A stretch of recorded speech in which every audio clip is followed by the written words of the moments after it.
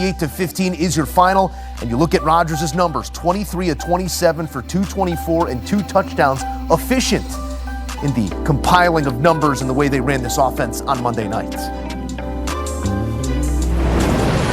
Back in studio with the Steeler alumni, Bryant McFadden, America's running back Emory Hunt joining the conversation as well. And fellas, we start right there with the performance of Aaron Rodgers. Had a great game a week ago, has another productive one here tonight. It looked like Miami was in the giving mood, but really dictated terms early on of the way they wanted to go about the offense. I mean, just the pinpoint accuracy that we saw from Aaron Rodgers was felt from start to finish. He completed around 85% of his passes. I mean, that's almost perfection.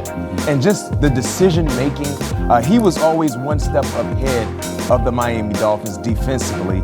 And that's what we're seeing. I can tell you this much, viewers, he is healthy. It seems like he's fully removed from the injury to his hand that he sustained weeks ago, and he's now in a more comfortable vibe in terms of how he's distributing the football, and most importantly, putting the football in the open window for his pass catcher to be able to do what they've done.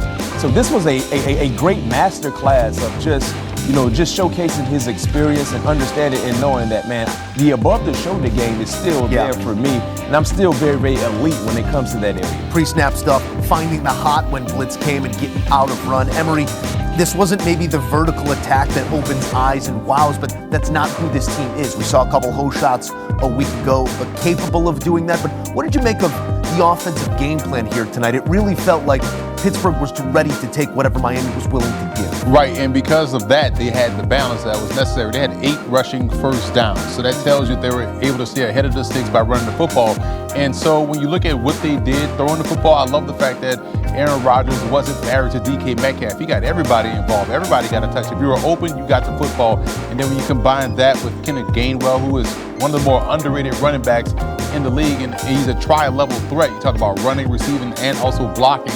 They had everything working for them. Patchwork offensive line, moving some pieces around, but I love the fact that they weren't married to one particular guy. It was like, hey, if the pass is there, we're going to do it. The run is there, we're going to lean on that. And that's how they got the success they had tonight. The Steelers now a 23-game home winning streak on Monday Night Football. Have not lost at home on a Monday night since 1991. It's been 30-some odd years as that beat goes on. Something that changed here tonight, Mac, I want to take you to the defense, is the fact that they got the job done without T.J. Watt. Just their second victory since 2017 without T.J. Watt. This is a Miami team that didn't barely sniff the offense through 3 quarters. Now they find a couple late touchdowns to Darren Waller in the end zone. We can talk about the finish if you want to, but I want you to talk to me about the first 3 quarters. What did you see defensively? What made them effective? Well, first and foremost, they were gap sound in their rushing lanes and making sure they would not allow the running game led by Devon Achane to get going. What we've seen from Miami in the midst of this 4-game losing streak was the running game just taking control of the ball game. The way they run the zone running plays, the misdirection plays, that sets the rhythm for the entire offense, and they never can get that rhythm going. And secondly, just how they harass Tua Tagovailoa. You see Jalen Ramsey coming with secondary pressure. We saw Highsmith. You saw Cam Hayward. So many guys were either sacking Tua Tagovailoa or getting him off of his point. And if you know anything about this Miami Dolphins passing game, it's all about rhythm. It's a rhythm passing offense. But if you find a way to disrupt the rhythm, now you get everything out of whack in what they do. And remember I said in the pregame show, they would be okay in this matchup for sure without T.J. Watt, because this team fits the strength of the Steelers and how they rush opposing quarterbacks with rhythm. Quick. If the quick read is not there, it kind of takes time to get things going, and that allows the pass rushers to do what they did today and sacking Tua Tagovailoa 4 times. And Asante Samuel Jr. making his first start, got an interception. That's huge in terms of the depth, because eventually you get James Pierre back into the lineup along with Asante being acclimated and have his feet under him. That improves the strength in the secondary. Got to give Mike Tomlin a lot of credit, because whatever happened at halftime, they came out and looked like Steeler football. Third quarter, 6 plays, negative 20 yards Miami had in the third quarter. Negative 20. So took away the entire game plan and took the will away from the Dolphins in that particular quarter alone, which allowed them to run up the scoring, toss sweep to the tight end to get the touchdown. And they went on subsequent 4 straight touchdown scoring drives that they haven't done in years. I won't say 7 years, but they hadn't done it this season. So this year was the first year they had 3 straight touchdowns. Then they got the other one, and it was 7 years. So it's just crazy to see what changed from the first quarter, because it was like, man, nobody wants to win this ball game. Come out in the third quarter, and then bang, Steelers blew these guys out. And a credit to Mike Tomlin. We talked about him in the pregame show, how he's facing, all kind of drama coming from the outside in his 19th season, and this looked like a dominant Steeler win, and a very good one too, because it was well balanced. As if nothing wasn't bad enough. Emery Hunt says it, negative 20 yards for this Dolphins offense in the third quarter, and it was worse than nothing, because it looked like a nothing effort in this game. Yes. Whether it be correlation or causation, we now have another data point for Tua Tagovailoa, this Miami team in sub-40-degree weather. Do you point to the weather at all as being a factor in their disinterest, for lack of a better term? It felt like they were a game until they went into halftime and got warm. It felt that warm? Exactly. Came back outside. It was like, yeah, this heat is nice. This a wrap. We got to get back on that plane. And you saw the effort, the lack of effort on defense outside of Jordan Brooks. I thought Jordan Brooks was the only one that really was playing like he wanted to win this ball game defensively. On the touchdown run with Jonnu Smith, the safety is right there in the alley to make the play. And he lays out there just like, I'm good, Olay, and then just boom, touchdown. So, and with Tua, how many times we were watching the game, we were like, just throw the ball away. Yeah. Just throw it away.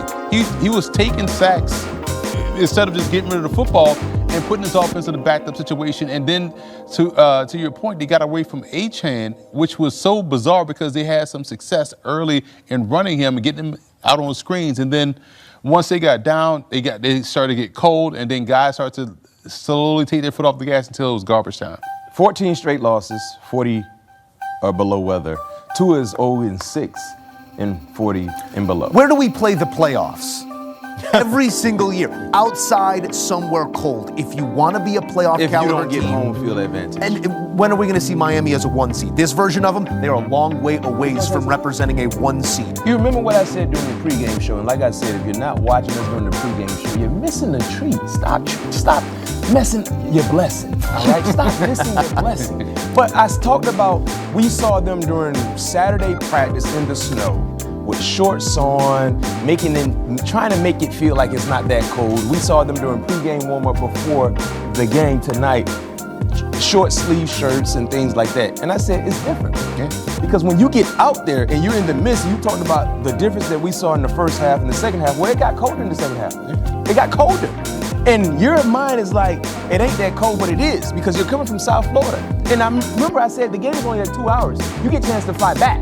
So you never get acclimated to this environment, and the hits, they feel different in that type of temperature. And the best thing they could have done, to your point, feed Devon Achane, Jalen Wright, Gordon, get those guys going so you can be in manageable third down situations where you're not 2 for 8 in third down opportunities. And they converted the last first down, which gave them 2 in the very last drive when it was like 40 seconds. So technically they 1 for 7 the entire ball game. They converted 1 third down. And it was a manageable game scenario. You didn't have to get away from You did not. They forced the running game. I mean, the passing game. They became one-dimensional by force. So it didn't make any sense. But to your point, playoff football, especially the AFC, when you look at their division, if you're Miami, if you have any aspirations to have a deep playoff run, you got to find a way to get mentally tough to be able to go into these environments and come out victorious.